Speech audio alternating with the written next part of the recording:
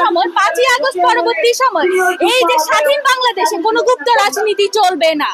আমরা গুপ্ত বলতে বুঝিয়েছি ইসলামী ছাত্র শিবিরকে। আপনারা দেখতে পেয়েছেন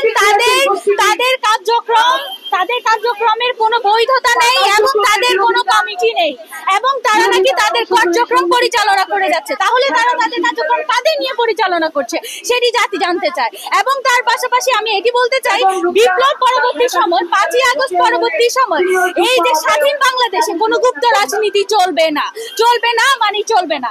আমরা চাই তারা তাদের কমিটি প্রকাশ করুক, তাদের কমিটি প্রকাশ করে তারা আমাদের মতো স্বাধীনভাবে বাংলাদেশের মাটিতে রাজনীতি করুক। তারা গুপ্ত রাজনীতি করার পেছনে সবচেয়ে বড় কারণ হচ্ছে যে কি রাজনৈতিক ফায়দা। বিশেষ করে দেখতে পাবেন আপনি এই যে ডাকসু নির্বাচনকে কেন্দ্র করে যখন আপনি দেখতে পারবেন যে SM ফরহাদ কিন্তু ছাত্রলীগের একজন কর্মী ছিল এবং তার কিন্তু একটি পোস্টও রয়েছে, সে যুগ্ম আহ্বায়ক, সে এখনো পদত্যাগ করেনি। তার পাশাপাশি সে ডাকসু নির্বাচনে অংশগ্রহণ করেছে। ডাকসু নির্বাচনের সংবিধান অনুযায়ী যারা ছাত্রলীগ করত এবং নিষিদ্ধ ছাত্রলীগের সাথে জড়িত তারা ডাকসু নির্বাচনে অংশগ্রহণ করতে পারবে না।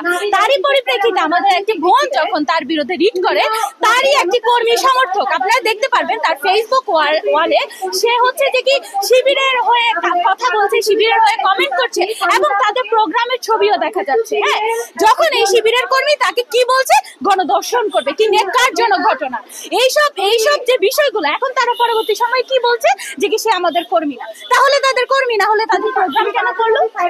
তাদের কাছে আমার প্রশ্ন, এই ধরনের যে রাজনৈতিক ফায়দার জন্য তাদের কমিটিগুলো প্রকাশ করছে না, তারই পরিপ্রেক্ষিতে বলতে চাই যে তাই তারা তাদের কমিটি প্রকাশ করে না, তাই তারা গুপ্ত রাজনীতিগুলো পরিচালনা করছে। তিনি শিবিরের কেউ না বলেছেন। আপনাকে একটি কথা বলি, তিনি যদি শিবিরের কেউ না হয়ে থাকেন তাহলে তিনি কেন শিবিরের প্রোগ্রাম করলেন?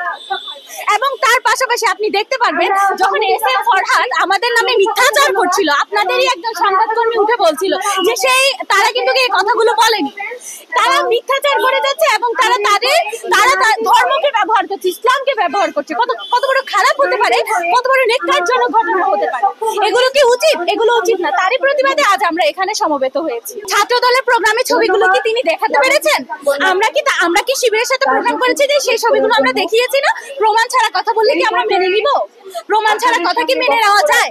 আমরা তো শিবিরের প্রোগ্রামের ছবিগুলো দেখিয়েছি, এটি অলরেডি ভাইরাল, এটি আপনারা সকলেই দেখতে পেয়েছেন। কিন্তু ছাত্র দলের সাথে একটা ছবি বা ছাত্র দল হয়ে একটা পোস্ট যদি তারা দেখাতে পারে তাহলে আমরা মেনে নিব, কিন্তু তারা আজ পর্যন্ত সেটি দেখাতে পারেনি।